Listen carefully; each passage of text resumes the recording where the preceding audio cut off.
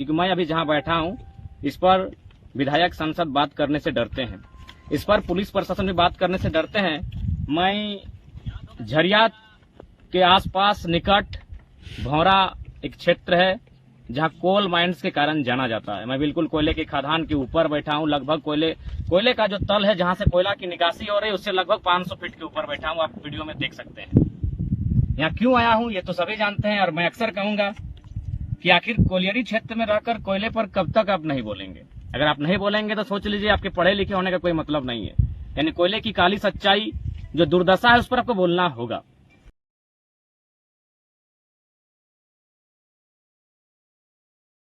जय हिंद, वंदे मातरम। याद होगा जब मीडिया मुझसे सवाल करती है कि अगर आप लोग के साथी चुनाव लड़ेंगे तो उनकी योग्यता क्या होगी। पढ़ा लिखा तो सब कोई चाहता है, ग्रेड होना चाहिए, मास्टर डिग्री होना चाहिए, पीएचडी होना चाहिए।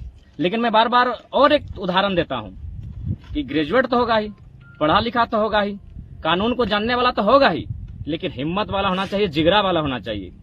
ये बात मैं क्यों कहता हूं, क्योंकि मैं अभी जहां बैठा हूं इस पर विधायक सांसद बात करने से डरते हैं, इस पर पुलिस प्रशासन भी बात करने से डरते हैं। मैं झरिया के आसपास निकट भौरा एक क्षेत्र है जहां कोल माइंस के कारण जाना जाता है। मैं बिल्कुल कोयले के खदान के ऊपर बैठा हूं। लगभग कोयले का जो तल है जहां से कोयला की निकासी हो रही है उससे लगभग 500 फीट के ऊपर बैठा हूं। आप वीडियो में देख सकते हैं। यहाँ क्यों आया हूं ये तो सभी जानते हैं, और मैं अक्सर कहूंगा कि आखिर कोयलेरी क्षेत्र में रहकर कोयले पर कब तक आप नहीं बोलेंगे। अगर आप नहीं बोलेंगे तो सोच लीजिए आपके पढ़े लिखे होने का कोई मतलब नहीं है।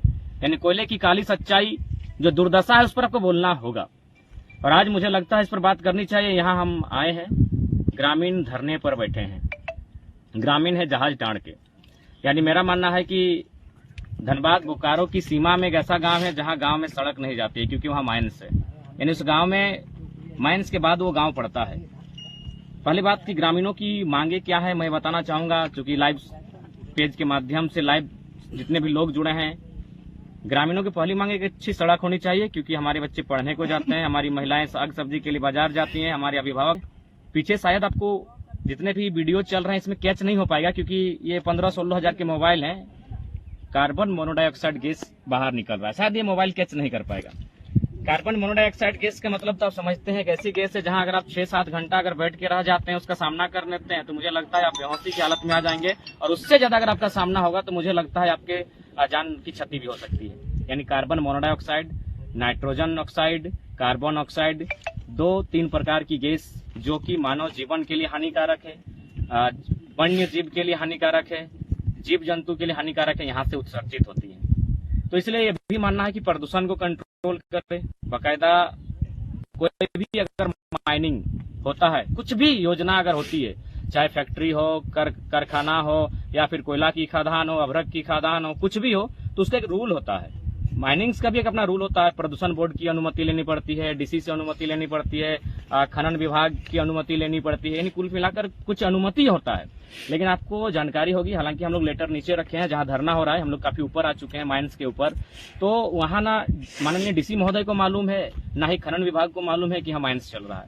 यानी मैंने हेडलाइन लिखा है कि सत्ता, शक्ति और संपत्ति अगर आपने अर्जित कर लिया है तो लोकतंत्र में भी आप राजतंत्र को चला सकते हैं। सत्ता, शक्ति और संपत्ति, तो यहाँ कह सकते हैं बाकायदा एक ऐसा माइंस चल रहा है जिसे माननीय उपायुक्त महोदय भी कहते हैं मुझे जानकारी नहीं है, खनन विभाग कहती है मुझे जानकारी नहीं है, और बाकायदा इस क्षेत्र में जो माइनिंग्स हो रहे हैं वहां माननीय उपायुक्त महोदय के लेटर के साथ ये जारी हुआ है कि उन्हें मुआवजा मिलना चाहिए। बाकायदा बीसीसीएल भी अपने लेटर हेड में आरटीआई का उत्तर देती है कि 26 करोड़ का रुपया मतलब भुगतान किया जाएगा ग्रामीणों को, लेकिन ग्रामीणों तक 2 करोड़ पहुंचा है। 24 करोड़ किस टेबल में किसी को पता नहीं। तो फिलहाल मुद्दा है नियोजन, आप सभी जानते हैं।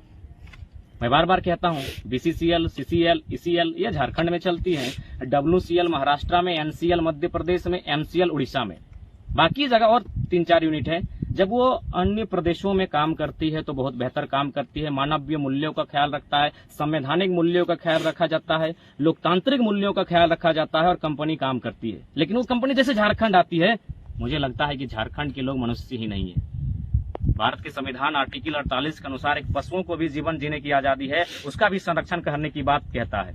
भारत का संविधान नीति निर्देशक तत्वों के अंतर्गत अनुच्छेद 48 जो होता है उसमें वन्य जीवों को यानी पशुओं को भी कहता है कि इसे भारत देश में जीने की आजादी है, जीने की स्वतंत्रता है। लेकिन झारखंड एक ऐसा राज्य है जहां मनुष्यों को भी जीने की स्वतंत्रता नहीं है। यहाँ बीसीसीएल बाकायदा कोई हिम्मत नहीं करता कि बीसीसीएल और टाटा पे बात करें। इसीलिए मैंने कहा कि हमारे विधायक अगर बनेंगे, हमारे सांसद अगर बनेंगे तो ऐसे होने चाहिए जिनके पास पढ़ा लिखा होने के साथ हिम्मत होना चाहिए।